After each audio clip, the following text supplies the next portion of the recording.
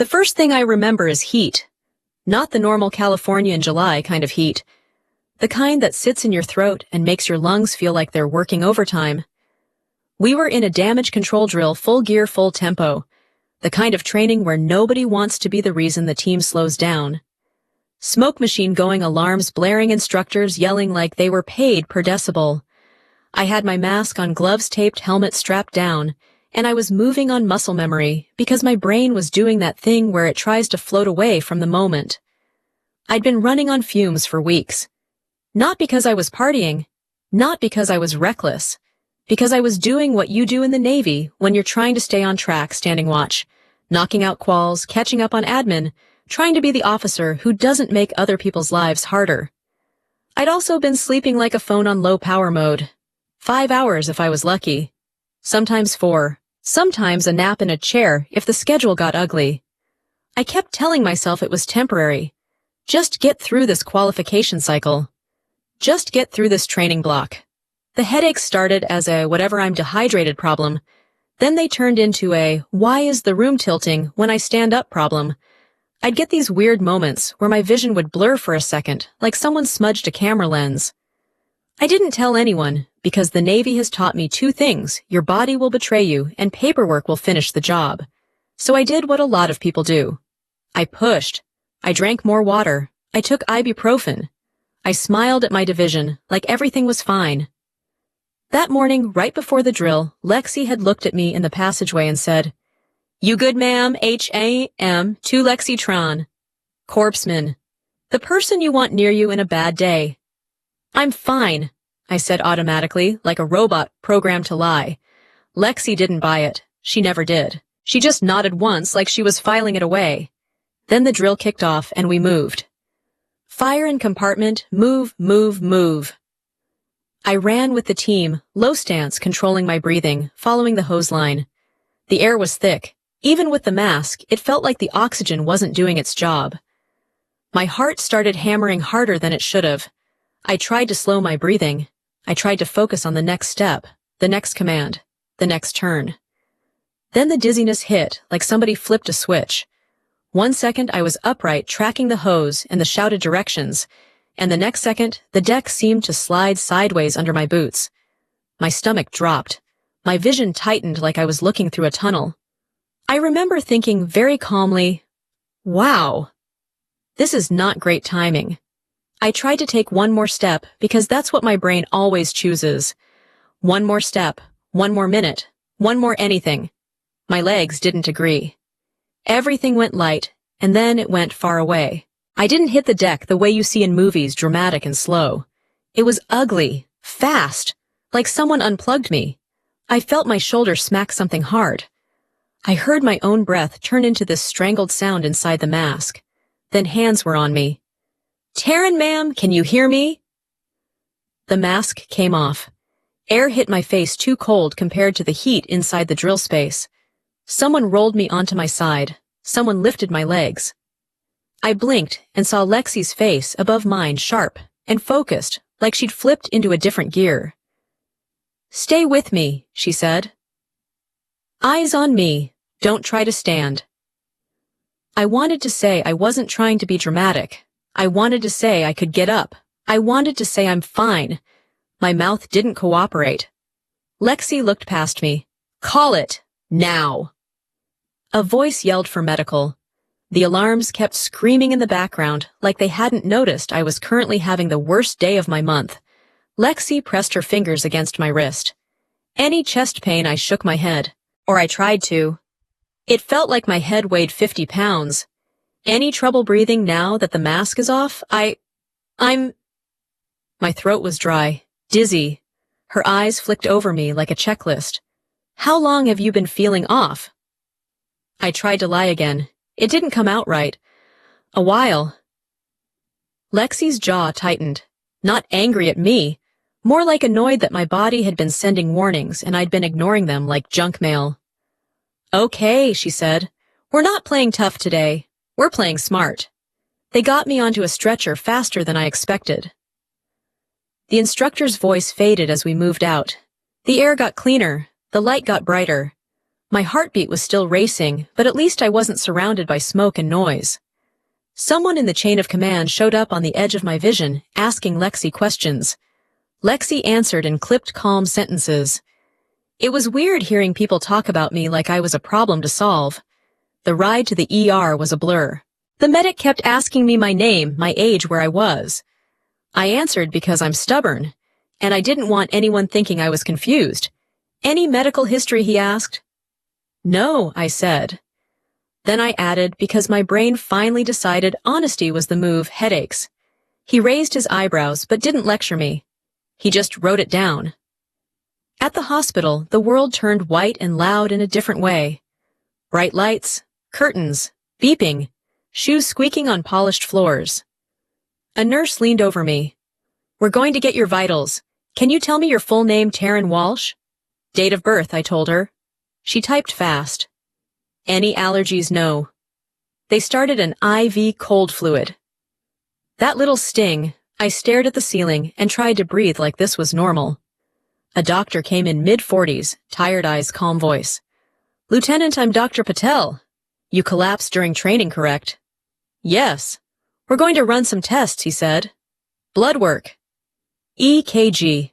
We'll see what's going on. Have you been having dizziness, headaches? Vision changes? Yes, I admitted, because there was no point pretending now. He nodded like he'd heard this story before. Do you have family we can notify? My stomach tightened. You can call my parents. They're listed as my emergency contact. The nurse pulled up the file. Okay, we'll call them now. I watched her step out, phone in hand, like it was the most normal thing in the world, like someone was about to do the bare minimum thing parents do. Lexi stood near the foot of the bed, arms crossed, watching my face. It's fine, I told her. The words tasted stupid. They'll come. Lexi didn't say yes. She just said, we'll see. A few minutes passed, then more. A nurse came back in and didn't look at me right away. My chest got tight. They answered. The nurse hesitated. We left a message. We'll try again. That was the first punch. The second punch came when my phone lit up. Not my mom. Not my dad. Paige, my older sister, 3 years older, and somehow still acting like the family's spokesperson, like she had a badge that said, Chief of everyone else's business. I stared at the screen, surprised she was calling at all. I answered. Paige. Her voice came through sharp, already irritated. Why is some corpseman calling Mom like you're dying? Lexi's head snapped toward me. I collapsed, I said, keeping my voice steady. I'm in the ER. Paige let out a sigh like I'd told her the printer ran out of ink. Okay, so you fainted. That happens. Don't turn it into a whole thing. It's not a whole thing, I said. It's a hospital. They're calling my emergency contact. Well, tell them to stop, she said immediately. Mom's with Dad. We're in the middle of stuff. She doesn't need that kind of stress. I blinked. I'm the one in the ER. And you're awake, Paige said, like that settled everything. So you're fine, Lexi mouthed. Are you kidding me? I turned my face slightly away from Lexi because I didn't want her to see my expression. I didn't want anyone to see how hard that landed. Paige? I said slower, they should come. Paige laughed once. Not funny, just dismissive. Come for what? So you can have an audience. Taryn, don't do this. Don't make everything dramatic. My grip tightened around the phone. I didn't ask for an audience. I asked for my parents. Paige's tone cooled even more. I'm telling you right now, don't drag them into this. Handle it like an adult. You're a Navy officer, right? Act like it. Then she hung up, just like that. Click, gone. For a second, the room felt too quiet, even with the machines beeping. Lexi walked closer. That was your sister? I nodded because my throat suddenly didn't work. Lexi stared at me for a long beat, then said, Okay, that tells me everything I need to know. She reached for the call button. I'm going to talk to the nurse. And I'm not going anywhere, I swallowed, forcing my voice back into place. They'll come, I said, mostly to convince myself. Lexi didn't argue. She just looked at me like she was already making a plan. And while the nurse came back in to adjust my IV and Dr. Patel started talking about ordering imaging. Because of my symptoms, My phone buzzed again, this time, not with a call but a text. From Paige. Stop making this a thing. My thumb hovered over the screen, then dropped. I didn't reply. I couldn't even decide what emotion to pick first. Because in that moment, lying there in a hospital bed with an IV in my arm, I realized something that should have been obvious years ago. My sister didn't just think I was dramatic. She thought my pain was inconvenient. The nurse returned with a clipboard. "We're going to try your parents again," she said. I watched her walk out, phone in hand, and this time I didn't feel hopeful. I felt alert, because Paige had made it clear my parents weren't busy. They were being managed. And somewhere out there, my sister was already deciding what version of this story the rest of the family was going to hear. My fingers went cold around the phone, and I turned it face down like that would make Paige's text stop existing. Lexi was already talking to the nurse at the doorway, her voice low but firm. She wasn't rude. She was just not letting anyone slide past the point. I watched her for a second and felt something I didn't like feeling in public. Relief. Because if Lexi hadn't been standing there, I would have done what I always did with my family. I would have made excuses for them. I would have softened the truth until it was harmless enough to swallow. The nurse came back in with that careful expression people get when they're trying to be professional and human at the same time. "I tried both numbers again," she said. No answer. We left another message. I stared at her like she'd just told me the sky was green. "They're in San Diego," I said. "It's not far." She nodded, but her eyes didn't match my optimism. Sometimes people don't pick up unknown numbers. "We'll keep trying." Lexi glanced at the badge on the nurse's chest. "Can you make sure the caller ID shows UCLA Medical Center, not just a blocked line?" The nurse blinked, then nodded. "Yes." "I can note that." Lexi turned back to me. "You okay?" I almost laughed. It would have come out ugly. "I'm fine," I said, because apparently I was committed to that lie no matter what. Dr. Patel stepped in with a tablet scrolling through my chart like my life was a to-do list. "We're going to run a CT first," he said. "Given the training environment and your symptoms, we want to rule out anything acute." He looked up. "Have you had any recent head injury?" "No." "Any history of fainting?" "No." "Any chance you're pregnant?" "No." He nodded once, then said, "And you mentioned headaches and vision changes." "Yes." "Okay." He didn't sound alarmed. He sounded serious. That was worse. He left, and the nurse started adjusting my IV and wrapping a blood pressure cuff around my arm. My phone buzzed again. Another text from Paige. "Don't let them drag Mom and Dad into this. They're already stressed." Lexi's eyes flicked to the screen. "She's still texting you." I didn't answer right away. My throat felt tight, like my body was trying to keep my feelings from coming out and getting me written up. "She thinks I'm making it up," I said. Lexi shook her head slowly. "No." "She thinks she can control it. That's different." It hit me how easily Lexi said that, like she'd seen families like mine before. Like this was a pattern, not a personal tragedy. And in a weird way, that made it easier to breathe. A hospital tech wheeled me down the hallway for the CT. The ceiling lights passed over me in a steady rhythm, and I tried to focus on something practical, like the fact that my boots were still on because nobody had had time to take them off. In the CT room, they transferred me onto the table. The tech explained what was happening, asked me to stay still, told me it would be quick. I stared at the machine and thought, if my parents walk in right now, I'll pretend none of this hurt. That's how trained I was. Back in the ER bay, Lexi had my wallet and my phone charger on the counter, like she'd been living my life for the past hour. "You were still on duty roster today," she said casual. "I let the LPO know you're at the hospital." He said, "Don't worry about anything." I nodded. "Thanks." She leaned against the counter. "You want me to call your parents again?" I should have said no. I should have handled it myself. That was the pride talking, the same pride that kept me from going to medical when the headaches started. But I heard myself say, "Can you try?" Lexi picked up her phone and stepped just outside the curtain. I could hear her voice calm, clear, unmistakably. "I'm calling from a hospital. She tried my mom first, then my dad, then again. Then she came back in and didn't sit down." No answer, she said. Straight to voicemail. I nodded like that was normal. It wasn't. Another buzz. This time it was my mom. For half a second, my heart actually lifted. I grabbed the phone so fast, my IV line tugged, and I winced. I answered, Mom.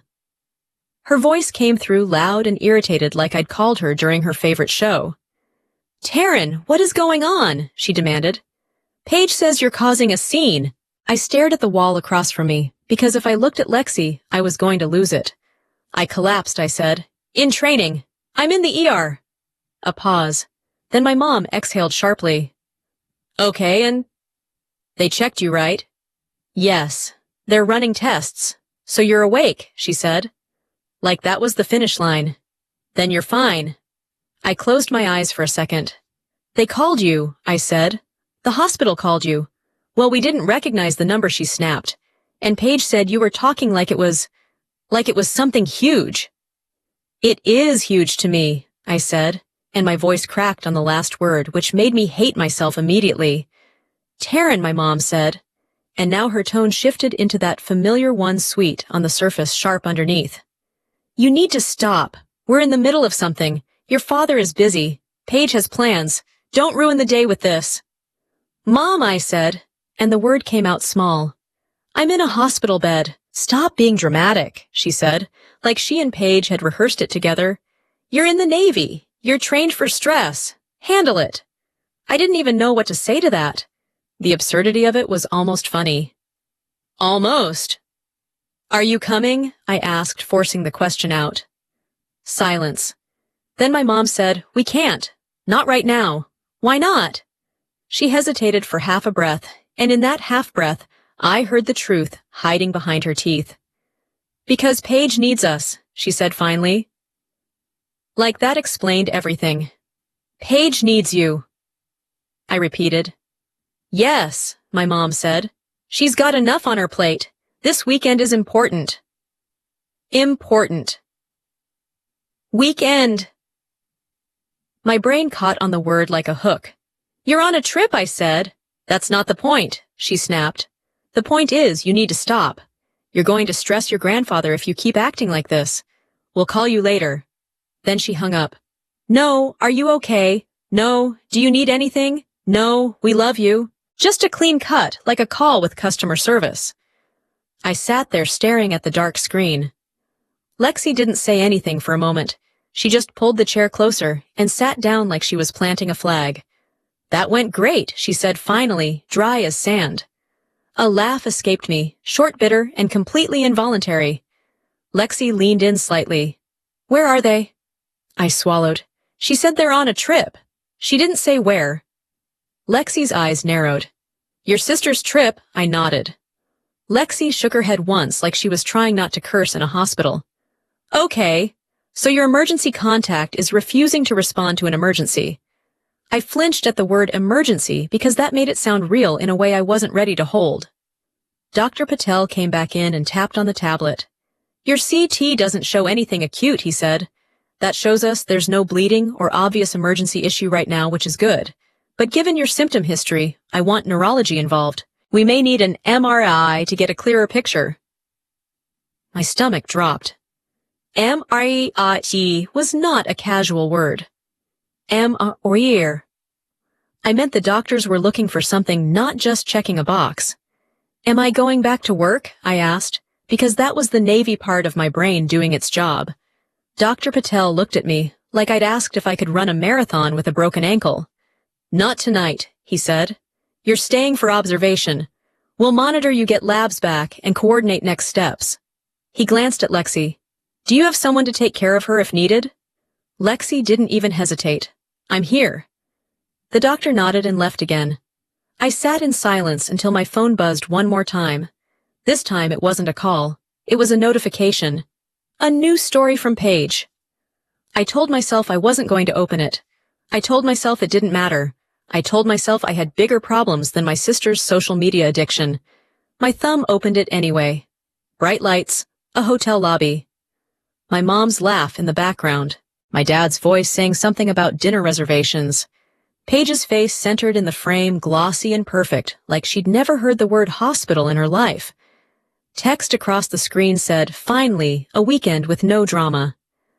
Lexi watched my face change and quietly reached over, taking the phone from my hand without asking. She watched the story. Her jaw tightened. Then she set my phone down on the tray table like it was evidence. "Yeah," Lexi said, voice flat. "That's not an accident." My chest felt hollow, like someone had scooped something out and left me walking around with empty space.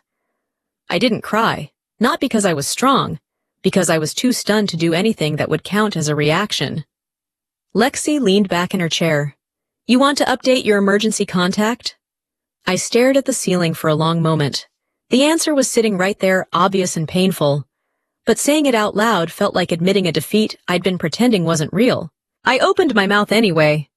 "Not yet," I said, and my voice surprised me with how steady it sounded. "Let's get the tests first." Lexi nodded like she understood the calculation I was making, and while the nurse came back in to draw more blood, and the monitors kept their steady beeping. My phone kept lighting up with Paige's World, laughing filtered perfect, while mine was being measured in vitals and unanswered calls. I kept my eyes on the monitor, like the numbers could explain why my own mother sounded more annoyed than worried. Lexi asked the nurse for a blanket, and when she draped it over me, it felt like the first normal thing that had happened all day. My phone sat on the tray table face down, like a bad decision I didn't want to make again. A new text buzzed anyway.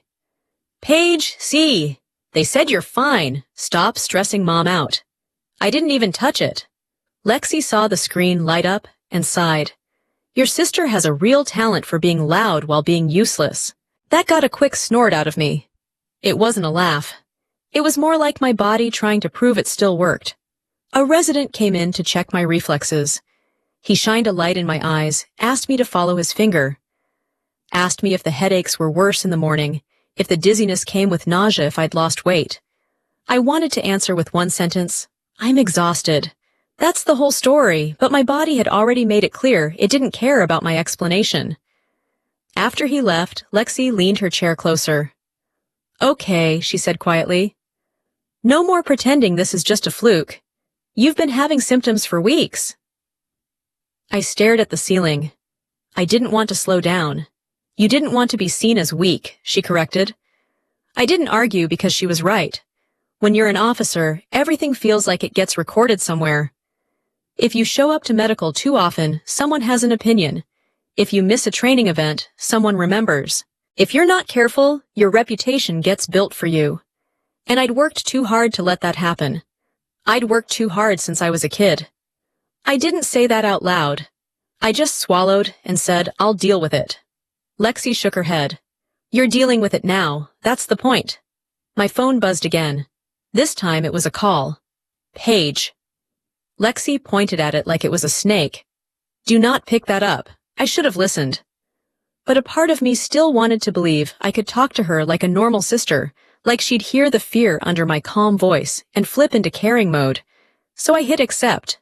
Paige's face filled the screen immediately. She was in what looked like a hotel room hair, perfect makeup, done like she was about to walk into a photo shoot. Behind her, I could hear muffled voices and clinking dishes. Finally, she said, "Why are you ignoring me?" I stared at her. "I'm in the ER." "Yeah," she said, rolling her eyes. "You've said that like 20 times. My jaw tightened. "They're keeping me overnight. They're ordering more tests." Paige leaned closer to her camera and lowered her voice like she was sharing a secret. "Okay, listen, you need to be smart about this." I blinked. "Smart, yes," she said like she was explaining something to a child. "Don't say weird stuff. Don't exaggerate. Don't start talking about how you collapsed like it's some big incident." I stared at her. It was a big incident. I passed out during training. She lifted a hand. "Taryn, people faint. You know what happens when you make it sound dramatic? The command starts asking questions. People start thinking you can't handle pressure. I'm literally trying to protect you." Lexi, sitting beside the bed, mouthed, "Protect you," with an expression that could have melted steel. Paige kept going. "Mom is upset because she thinks you're spiraling." "Mom is upset," I repeated slowly, "because I'm in the hospital." Paige sighed like she was tired of teaching me basic life skills. No. Mom is upset because you're turning it into a thing. We're on this trip, okay? We're trying to have one weekend that isn't about you. I felt my face go hot. This isn't about me. This is about my health. It's always about your health. Paige shot back. Or your job. Or your stress. You always find a way to make everyone stop and focus on you. I stared at her stunned. That was rich coming from the woman who could turn a wrong Starbucks order into a personal injustice. Paige! I said, keeping my voice low. Did you tell Mom not to come? Her eyes narrowed. I told her you were awake and fine. That's not what I asked. Paige smiled tight and sharp. I told her not to overreact. Because she always overreacts when you start doing your little crisis thing. My stomach twisted. It wasn't even the words. It was how comfortable she was saying them, like she'd been doing this my whole life. Lexi leaned closer to me, quiet but solid. I could show Paige the IV in my arm, the monitor, the hospital bracelet. I could show her the truth with my face. It wouldn't matter. Paige didn't want facts. She wanted control. Okay, I said, surprising myself with how flat my voice sounded. So you're managing them. Paige's expression hardened. I'm managing you. That was the first time she said it out loud. You're welcome, she added sarcastic. If you go around acting like you're dying, you're going to mess up everything. And don't even think about calling Grandpa. He doesn't need your drama. My heart kicked hard. Why are you bringing up Grandpa? Paige's eyes flicked away for half a second. Just half. But it was enough. Because he's old, she said quickly. And you stress him out, so don't. Lexi's eyebrows shot up like she'd just heard a confession. I kept my face calm. Paige, I'm not trying to stress anyone out. I'm trying to not pass out again. Then handle it, Paige snapped. Privately? She leaned back, her tone turning sweet in that fake way she had when she wanted to sound reasonable. Look, you're fine. You're awake. You're safe. Let the doctors do whatever they do and stop calling people like the world is ending. I looked at her and realized something I didn't want to realize. If I disappeared tomorrow, Paige would write a beautiful post about how hard it was for her. Then she'd get brunch. Are you going to tell Dad I asked? Paige smirked. Dad already knows what kind of mood you're in. What does that mean? It means, she said, slow and cutting, Dad's not going to drop everything because you had a fainting spell. He has a life. We all have a life. My mouth went dry. And I don't. Paige glanced past her phone like someone called her name. She returned her gaze to me and lowered her voice again. I'm warning you. If you start making noise about this, you're going to regret it. People don't look at officers the same when they think they're unstable. There it was again. That word, unstable. She threw it out like a casual insult, but it landed like a threat. Lexi's hand tightened around the edge of the bed like she was physically holding herself back from jumping through the screen. I kept my voice calm. Don't use that word. Paige shrugged. If it fits. My pulse spiked. I could feel it in my neck. Paige, I said, I'm done with this conversation. Her smile returned bright and fake. Good, that's what I wanted. Stop calling, stop texting, stop making it a thing. And for the love of God, don't involve Grandpa. She ended the call before I could respond. The screen went black, and for a second, all I saw was my own reflection, pale, tired, IV, taped to my arm, eyes that looked like they belonged to someone older. Lexi exhaled slowly. Okay, she said. Now we're not playing dumb. She just threatened you. She didn't threaten me, I said automatically. Lexi gave me a look. Taryn.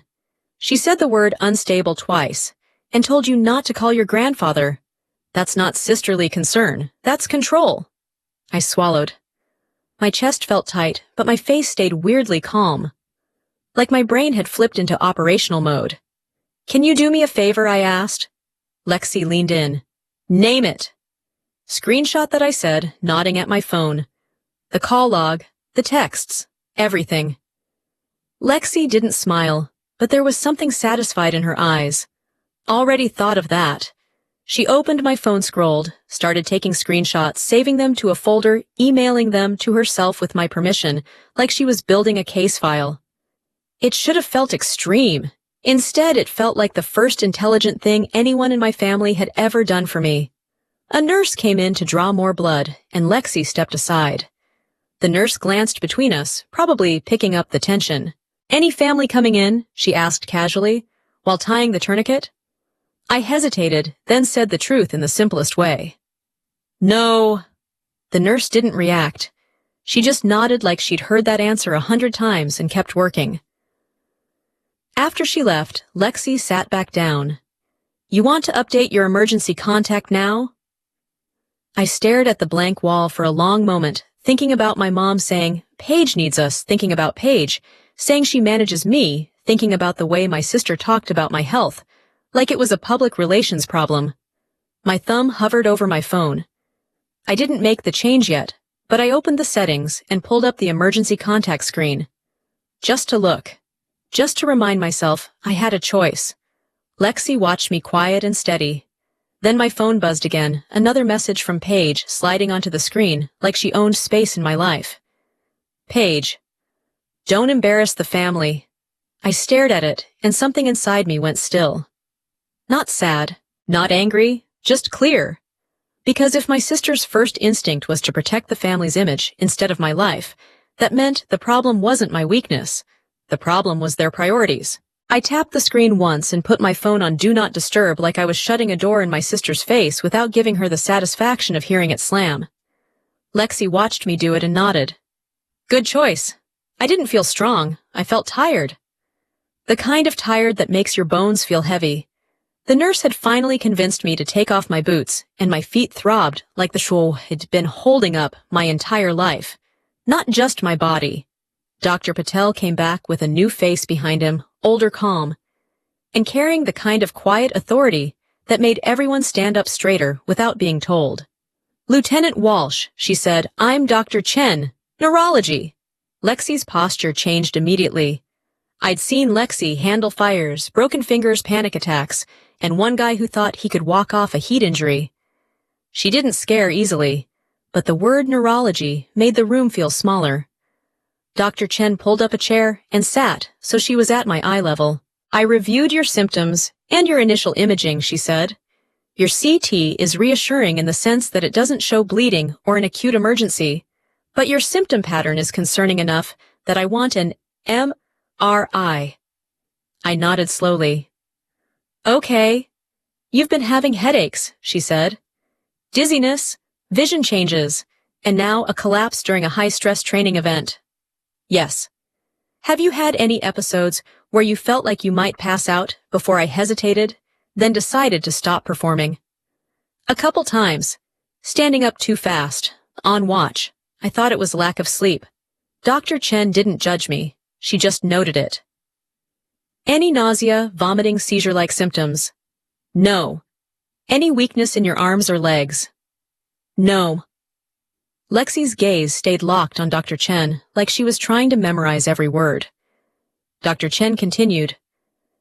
"The MRI helps us see details a CT won't. We want to rule out structural causes, things that can explain these symptoms.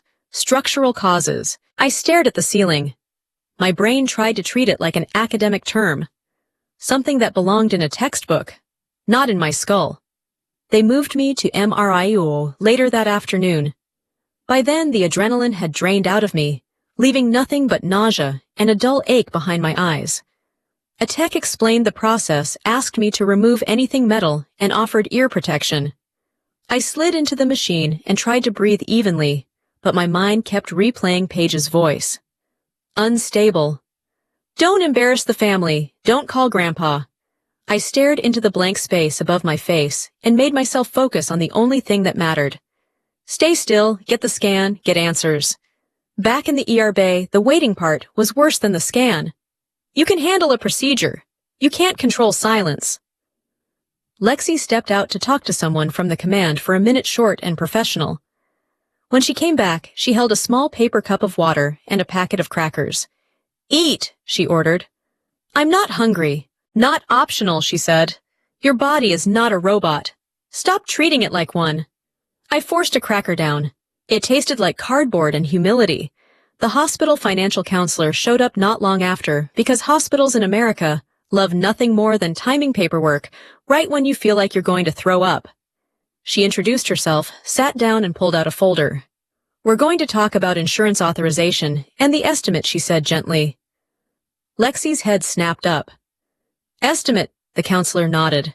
Because this is specialized care and we're coordinating additional imaging and potential intervention, the system generates an estimated cost of services.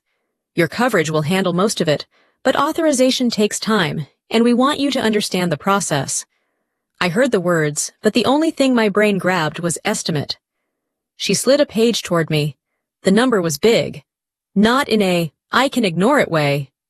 In a why does my life have a price tag way. My chest tightened. I have TRICARE, I said. Yes, she replied. That's why we're coordinating authorization. This estimate is not a final bill. It's a preliminary projection before the insurance process completes. It scares everybody. I'm telling you that now so you don't spiral. Lexi muttered. Too late. I stared at the paper. The money wasn't the problem by itself. It was what it represented: time approval specialists, and the fact that I couldn't just walk out and pretend this was a bad day. The counselor leaned forward. If authorization takes longer, we can discuss assistance programs, payment plans, resources. You're not alone in this. I almost laughed again. Not alone. Sure, just me, Lexi, and a folder of terrifying numbers. Then my phone buzzed even on Do Not Disturb, because Paige was the type of person who would call enough times to break through. Lexi glanced at the screen. Don't. It was a voicemail notification. Paige had left one. I didn't play it. I didn't need to. I could hear it in my head already. Dr. Chen returned later, with a thick file and the same calm expression. That was the part that made my stomach drop. Calm doctors are good. Calm doctors with files are information. She pulled the curtain closed a little more, giving us privacy. Lexi shifted closer without a word. Dr. Chen placed a printout on the tray table. We have your MRI results. I stared at the grayscale image like it was an alien language. There's a small mass, she said, pointing to a spot I would have missed. Based on its appearance, it is most consistent with a meningioma. In many cases, these are benign. Benign should have made me feel better. It didn't. Not yet. The concern is location, she continued. It's pressing near structures that can explain your symptoms: headache, dizziness, visual disturbance. That's likely why you collapsed today. I swallowed. So what happens now? We refer you to a specialist team, she said. You'll have a consultation quickly. Depending on how your symptoms progress, the recommendation may be surgical removal or another form of intervention. Not tonight, not this second, but soon enough that we don't want you ignoring this. Soon enough. My hands went cold. Is it dangerous? Dr. Chen was careful. Your situation is treatable. The mass is small. The fact that you're young and otherwise healthy helps, but untreated, it can grow. It can lead to worsening symptoms. In rare cases, serious complications. Lexi's voice was steady. What does soon mean? Dr. Chen answered without drama. Within the next few weeks, we want you evaluated and a plan set. If symptoms worsen: severe headache, vomiting, weakness, seizure, you come back immediately. I nodded, trying to hold on to something solid. A plan. Weeks. Treatable. Those were words I could work with. Then Dr. Chen said, because your mass is near critical structures, the team may recommend advanced imaging and specialized surgical planning. That's why authorization and coordination matter. The counselor's estimate flashed in my mind again, like a warning sign. I thought of my parents on a trip. I thought of Paige calling this drama. I thought of the way she'd used the word unstable like she was labeling a file folder. As Dr. Chen finished explaining next steps and left, I sat there with my mouth slightly open like I'd forgotten how to close it. Lexi stayed quiet until the curtain stopped moving. Then she said, okay, you heard the doctor. This is real. I know, I whispered. Lexi leaned forward, elbows on her knees. Now you need support. Real support. My phone buzzed again. A text this time from Paige. Paige. Don't start acting crazy. Don't go telling people you have a brain tumor. You're going to mess up your career. My fingers tightened into the blanket. Lexi's eyes widened.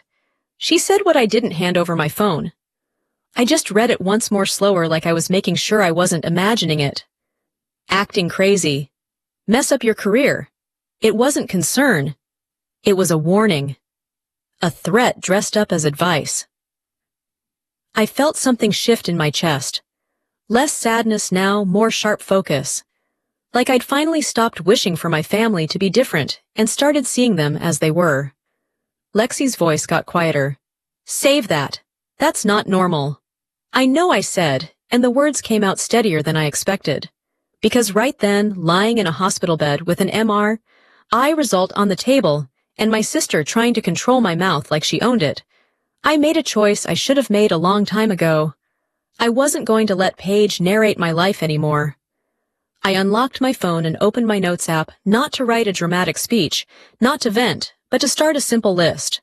Who called, who didn't, what was said, what was threatened, what the doctors documented. Lexi watched the screen and nodded once, like she recognized the move. Receipts, she said. I didn't answer. I just kept typing because my hands needed something to do, while my brain tried to catch up with the fact that I'd walked into training that morning expecting a normal day, and now I was leaving it with a diagnosis and a family that sounded more worried about optics than my brain. I stared at the list on my phone until the words stopped looking like sentences and started looking like proof.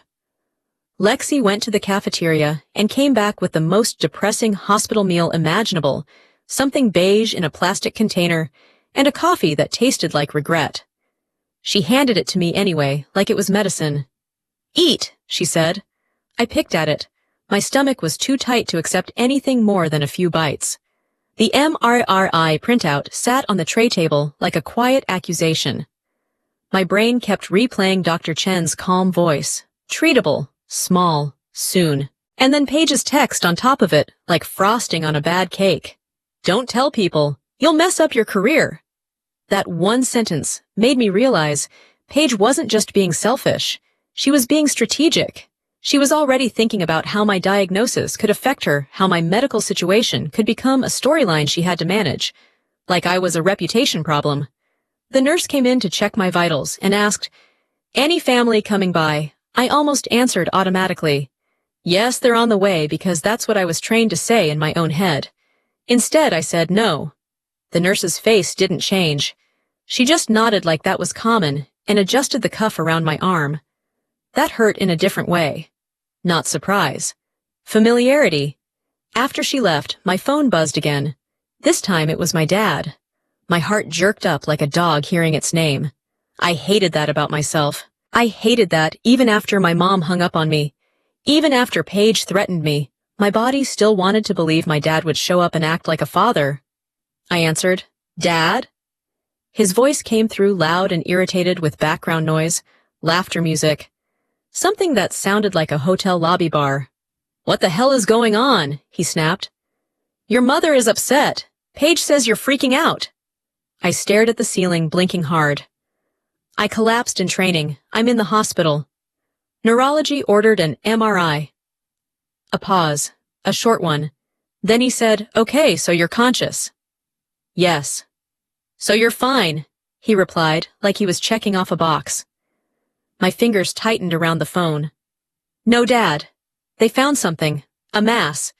They think it's a meningioma." He exhaled like I was being difficult on purpose. "Taryn, don't start using big medical words like that. You don't even know what it means yet." "I do know what it means," I said.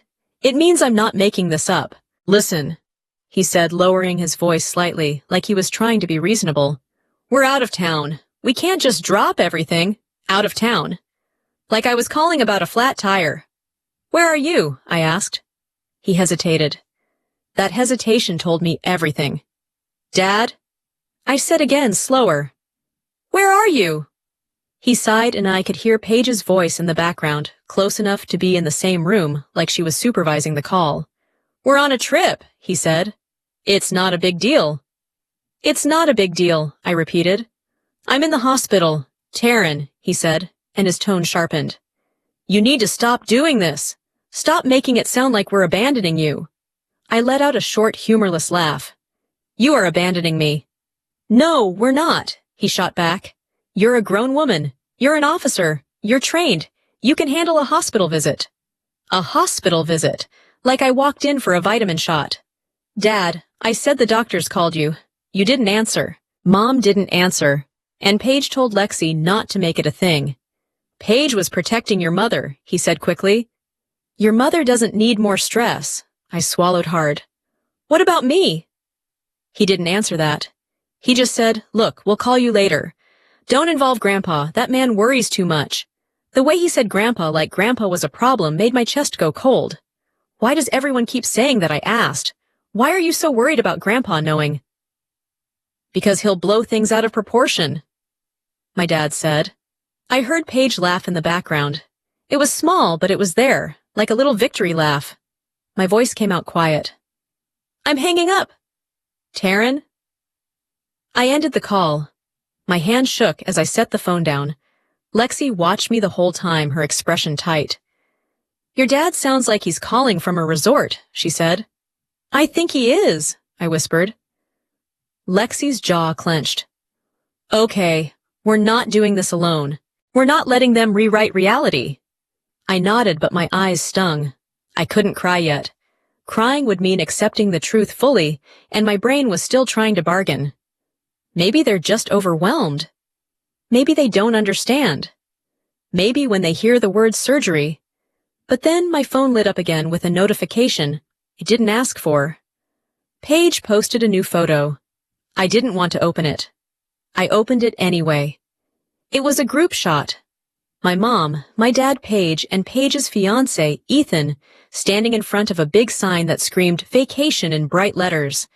Everyone looked polished and relaxed. My mom had her arm around Paige like Paige was 12 and needed comfort. My dad was smiling like his life was simple. Paige was centered, of course, like she always was. The caption, family weekend. No drama. My vision blurred for a second, and not from the tumor this time. Lexi took the phone from my hand and looked at it. Her face darkened so fast it was almost impressive. Wow, she said. That's a choice. A choice, I repeated. I thought back to the nurse asking if family was coming, to my mom saying, Paige needs us, to my dad calling my diagnosis big medical words, to Paige texting me like my brain had a PR department. They weren't confused. They were committed. Lexi handed my phone back. Screenshot it. I did. Then I opened my gallery and scrolled through older photos, because something inside me wanted to prove this pattern didn't start today. Like if I could trace it back, it would hurt less. Bad idea. There was Paige at her high school awards night, my parents beaming. Paige at her college graduation, my parents' front row. Paige at her engagement party, my parents hosting like it was a royal wedding. Then there was me, a blurry photo from my boot camp graduation, where my mom's face was half cut off, like someone accidentally hit the camera button. A screenshot of a text from my dad, proud of you. Busy today. And now me in a hospital bed with my parents smiling under a vacation sign, like they'd just escaped something exhausting. Lexi sat down, her voice quieter. You know what's wild? What they're acting like you're embarrassing them, she said. But they're the ones who should be embarrassed. I swallowed. My throat felt tight and dry. They always do that. They flip it. Lexi nodded.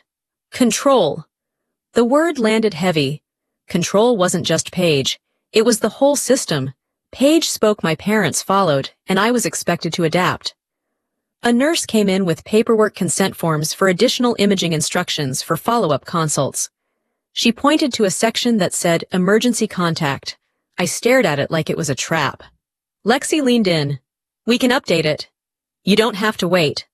I shook my head, not because I didn't want to, but because my brain was still holding on to this tiny, stupid hope that my parents would show up at any moment and prove me wrong, like a magic trick. My phone buzzed again, this time from Paige. Paige, Dad says you're being dramatic. Don't call Grandpa. Don't tell anyone. Keep it private. My hands went cold. Lexi read it over my shoulder and whispered, She's terrified of something. I didn't answer right away. I just stared at Paige's message and felt the first real anger rise clean and sharp, not messy. Because Paige wasn't asking. She was ordering. And that made one thought slide into my mind so clearly, it didn't even feel like a guess anymore. If Paige was this desperate to keep Grandpa out of it, it wasn't because she cared about his blood pressure. It was because Grandpa knew something Paige didn't want exposed. I opened my contacts and scrolled past Mom, past Dad, past Paige, and stopped on one name. Arthur Walsh. I didn't press call yet, but my thumb hovered over it steady for the first time all day. My thumb hit the call button before I could talk myself out of it. The line rang twice, and for a second, I thought maybe I'd waited too long, maybe he wouldn't pick up. Maybe I'd get another voicemail and add it to the growing pile of disappointment. Then I heard his voice, older, slower than I remembered, but steady. "Taryn," he said. "Is that you?" Something in my chest cracked open so fast, I had to press my free hand to my mouth to keep from making a sound that would scare the nurse. "It's me," I managed. "Grandpa, I'm in the hospital." His tone changed immediately. "Where UCLA Medical Center. I collapsed during training. They ran tests. They found something." There was a brief silence, the kind that isn't empty. It was full. Full of him listening the way my parents never did.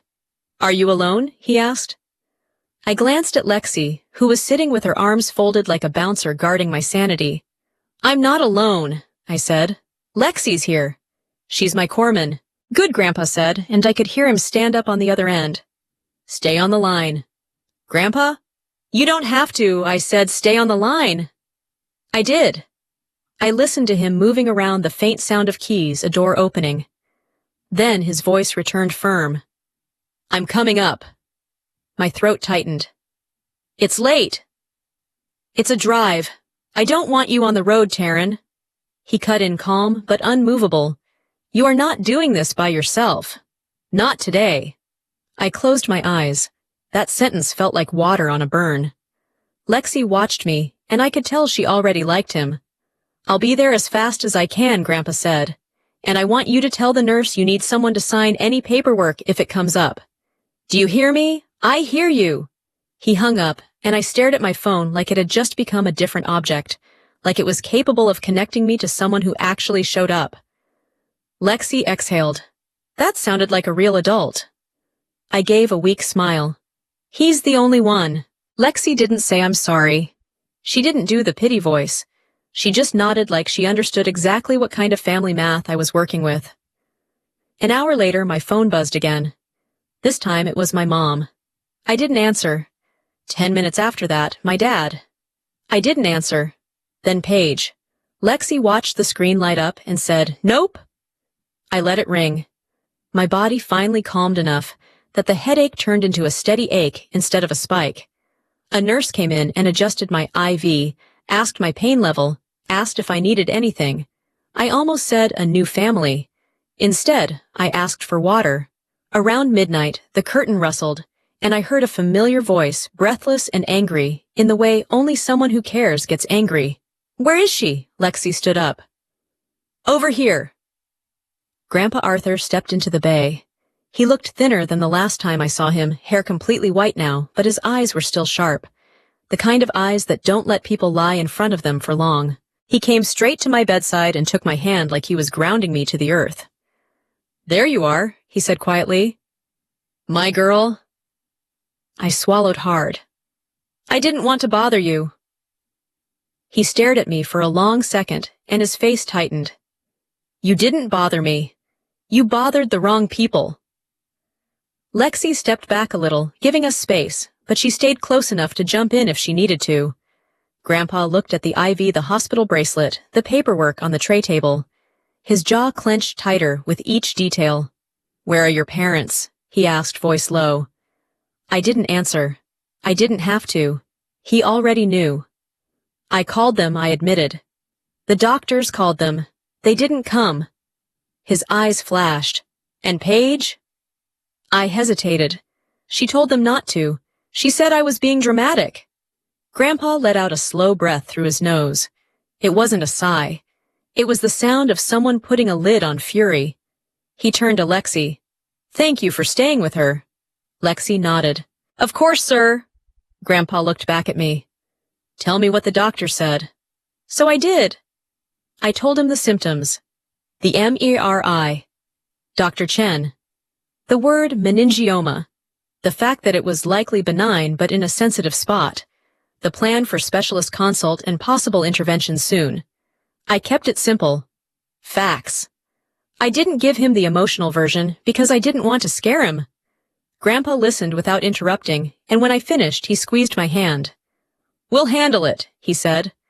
The simplicity of that made my eyes sting. Then he said something that knocked the air out of me.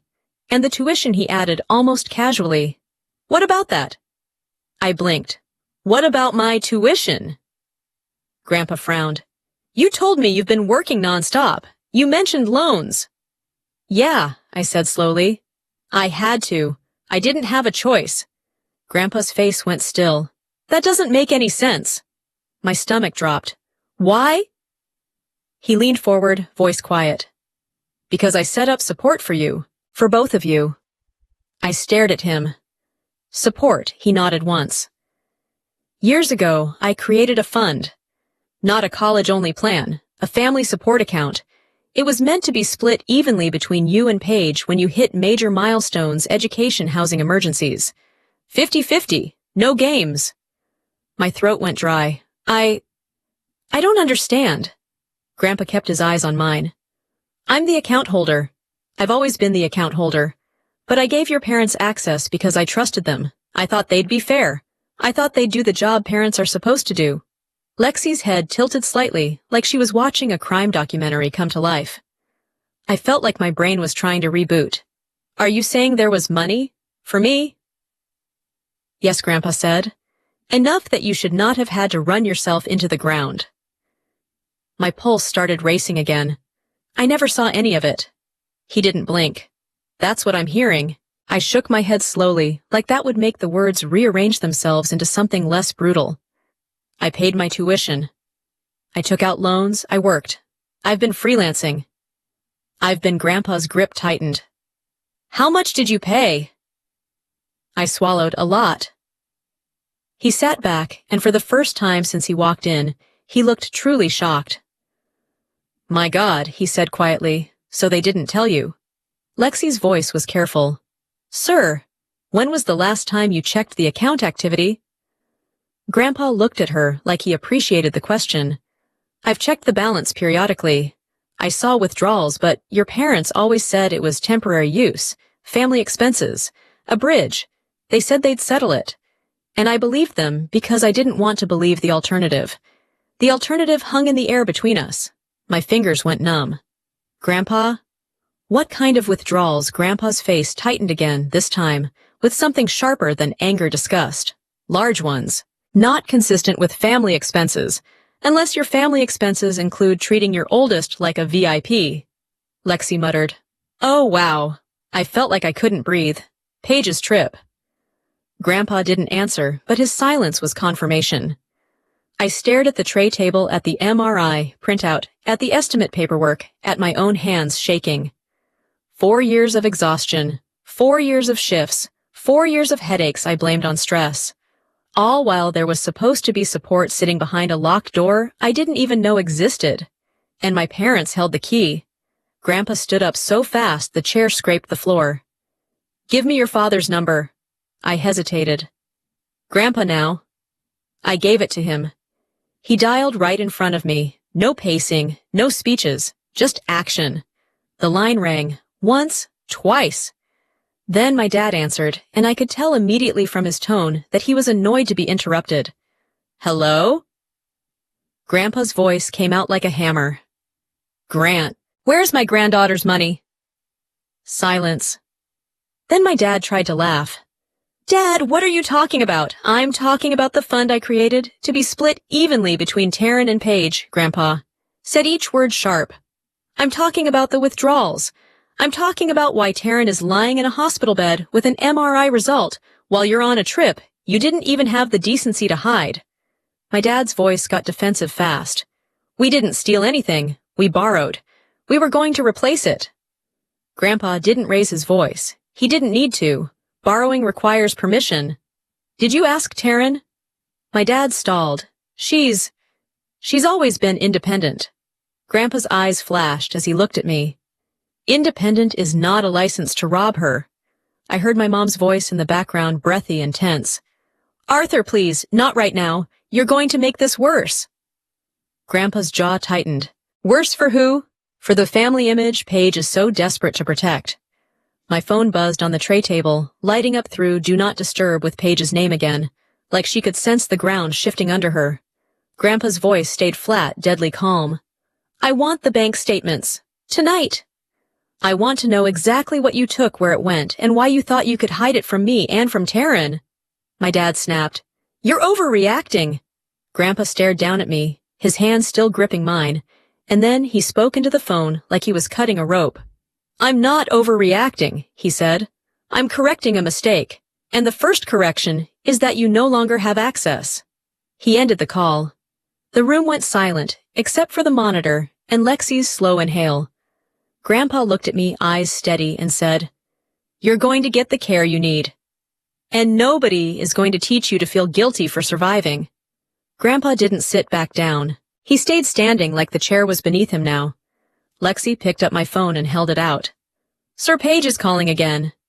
Grandpa glanced at the screen, like it was a fly buzzing near his ear. Let it ring. It rang. It stopped. It rang again. My stomach twisted, not because I was scared of Paige, but because I knew exactly what she was trying to do. She wanted to get in front of the story. She wanted to manage Grandpa the way she managed my parents. Grandpa turned to me. Do you want to answer her? I stared at the ceiling for a second, then shook my head. Not right now, good, Grandpa said. Then we do it my way. He pulled his own phone out, older model, no fancy case, the kind of phone used for calls, not attention, and opened his banking app like he'd done it 1,000 times.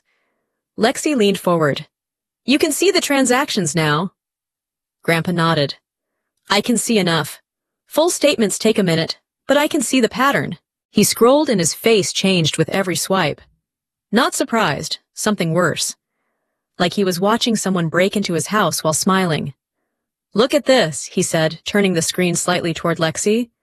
Large withdrawal, then another, then another. Lexi's eyebrows pulled together. These are recent. Grandpa nodded.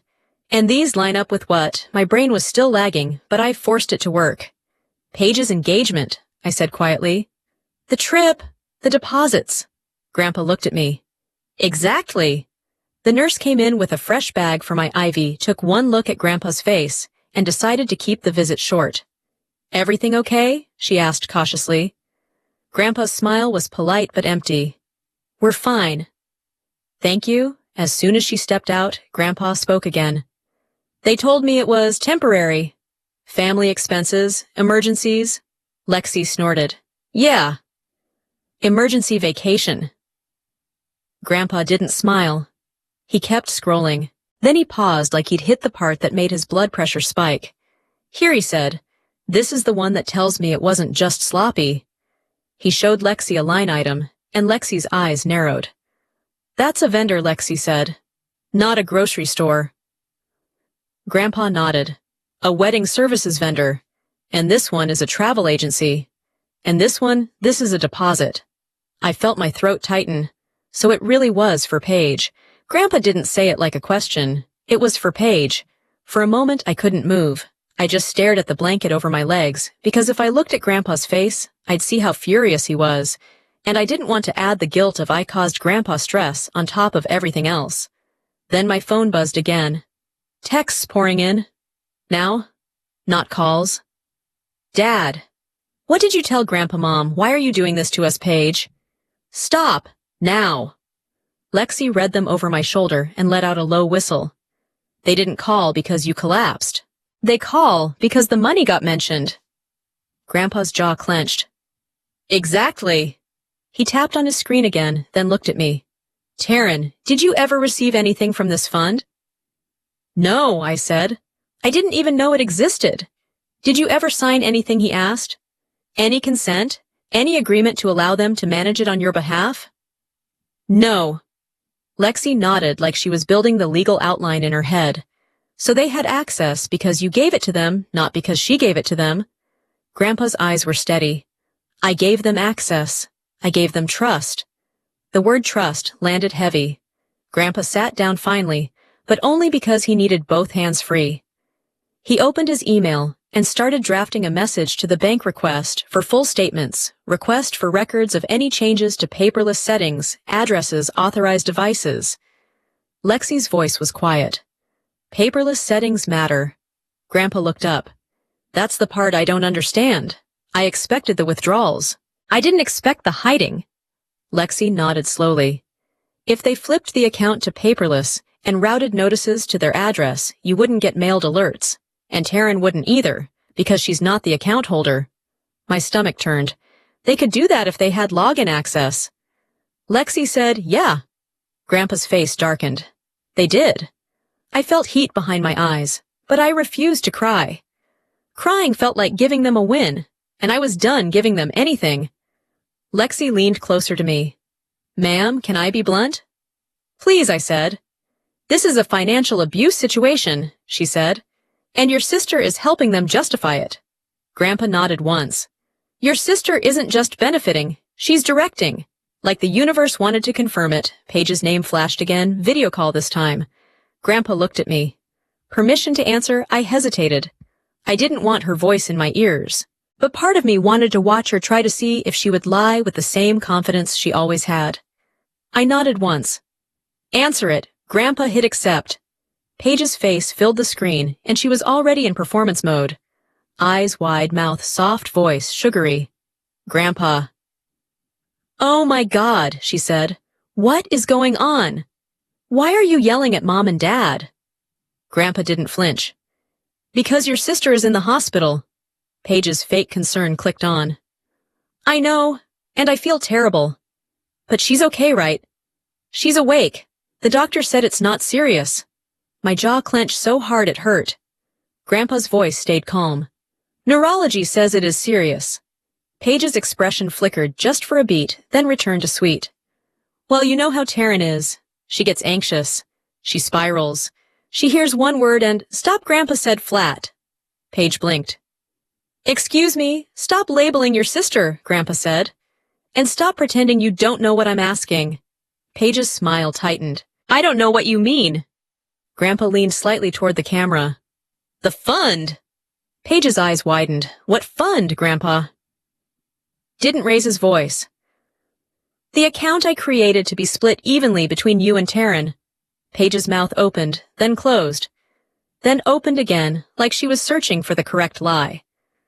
I don't know what you're talking about, she said finally. Lexi let out a soft, unbelieving laugh. Grandpa continued. I pulled the transaction history. I see wedding vendors. I see travel agencies. I see deposits. I see it being used for you. Paige's tone sharpened. That's not fair. Grandpa's eyebrows lifted. Not fair. That's your argument. Paige's face hardened, the mask slipping. Mom and Dad handled the money. Not me. Grandpa nodded once. Good. So you have no problem with them sending me full statements and proving it. Paige's jaw tightened. Why are you doing this? You're stressing everyone out. Grandpa's eyes didn't move. Your sister collapsed in training. Your parents didn't come. You posted no drama like her life was an inconvenience. Paige snapped because she makes everything dramatic. The words burst out before she could stop them. The silence that followed was so clean, it felt like someone turned off the air. I watched Paige realize what she'd said, and for a second, she looked almost scared. Not for me, for herself. Grandpa spoke, voice quiet but sharp. Say that again. Paige recovered fast. I didn't mean... No, Grandpa cut in. You meant it. You've meant it for years. Paige's eyes darted, then narrowed. Grandpa, you're old. You don't understand how Taryn has been acting. She's under pressure. She's unstable sometimes. Lexi's head snapped up. There it is again. I felt my pulse spike. Grandpa didn't blink. Do you hear yourself? Paige leaned closer to her camera, voice dropping into a threat disguised as advice. If you make a big deal out of this, it's going to hurt her career. People will talk. The Navy doesn't play with that. You're going to ruin her life trying to help. I stared at her, shocked.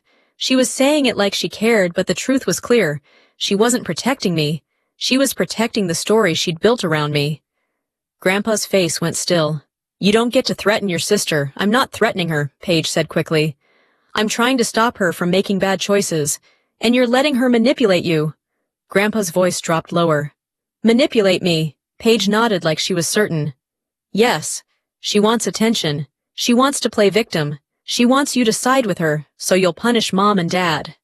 Lexi muttered, This is unreal. Grandpa looked at me for a second, then back to Paige. The only manipulation I see is you trying to make a hospital stay into a character flaw. Paige's face flushed. I'm done with this. If you freeze anything or cut off Mom and Dad, you're punishing all of us, not just them. There are consequences. Grandpa didn't flinch. You're right. There are consequences. Paige stared at him. What does that mean? Grandpa's voice was steady. It means your parents' access ends today, and any future support will go directly where it belongs. Paige's eyes widened. You can't do that! Grandpa's mouth barely moved. I already can! Paige's breathing changed. The hotel noise behind her suddenly felt louder, like the world was moving while she tried to stop it. You're going to regret this, she hissed. Grandpa ended the call. Lexi exhaled. Well, that was a lot. Grandpa didn't respond.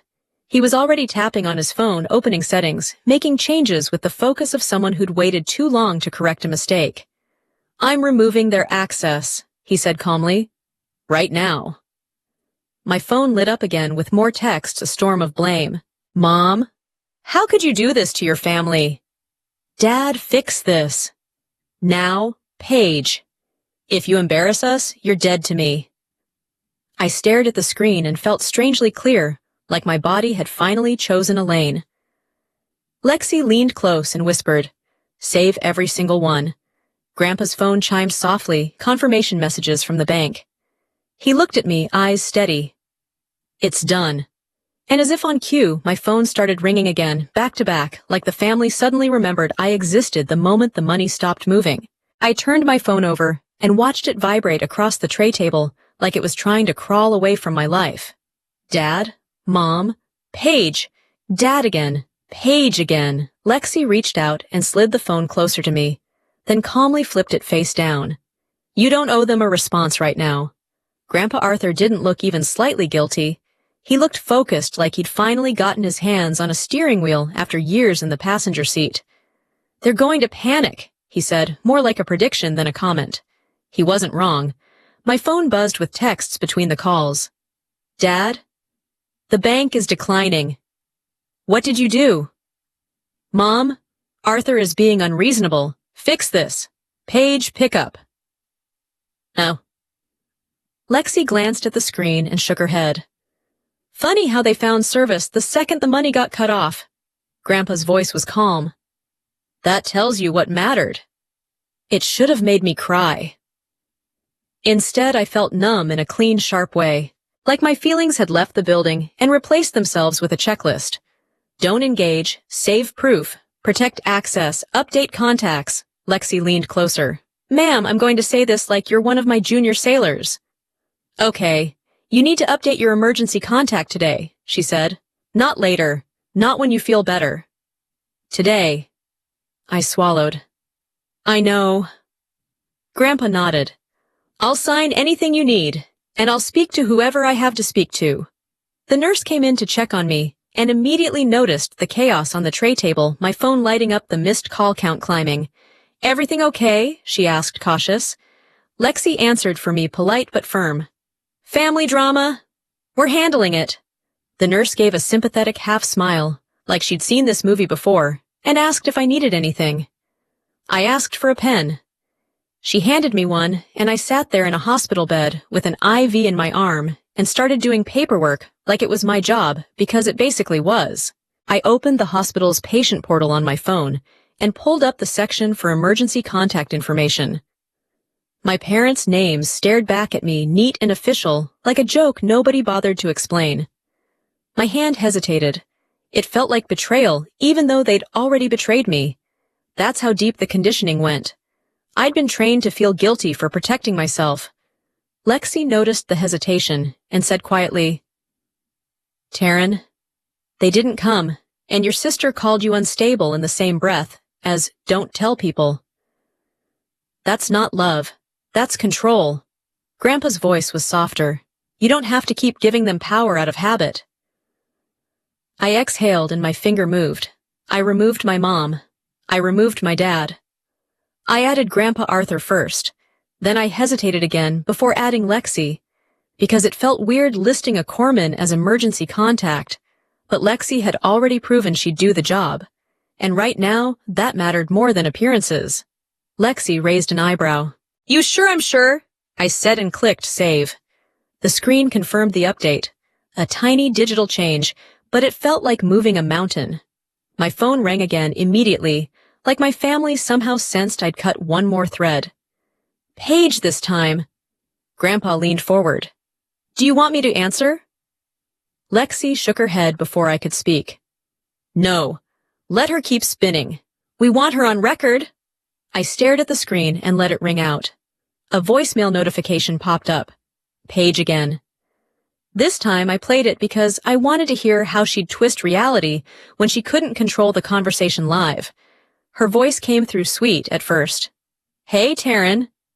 It's Paige. Look, I know you're emotional right now. Emotional? I almost laughed. Then her tone shifted. You need to fix what you did. Mom and Dad can't pay for the hotel. The cards aren't working. We're stuck. There it was. Not, are you okay? Not what did the doctor say? Just stuck. Paige continued, voice tightening. And Grandpa is old. You shouldn't be stressing him out. This is not the time to make some big point. You always do this. You always make it about you. I paused, the voicemail stared at the wall, then hit play again because I wanted the whole thing documented. Paige finished with, call me back. Now. And don't involve anyone else. Handle it like an adult. I ended the voicemail and looked at Lexi. Handle it like an adult. Lexi's face twisted. You know what's adult showing up. Taking responsibility. Not posting no drama while someone's getting MRI results. Grandpa nodded. Save that voicemail. Lexi already had her phone out. I'm forwarding it. And screenshotting. And backing it up. My phone lit up with another message from my dad. Dad? We can't even pay for food. Your mother is embarrassed. Do you want us stranded? I stared at the text and felt something in me snap into clarity. They weren't calling because they loved me. They were calling because they were inconvenienced. The nurse returned with discharge instructions for the night, how they were keeping me for observation, how neurology would follow up, how I should rest. No driving, no strenuous activity. Report symptoms immediately. Rest. No strenuous activity. As if my family wasn't currently doing emotional CrossFit on my chest. Lexi read the instructions over my shoulder, then said, You're not going to answer them tonight. Grandpa's voice was calm, almost gentle. Let them sit in the consequences. They've never sat in yours.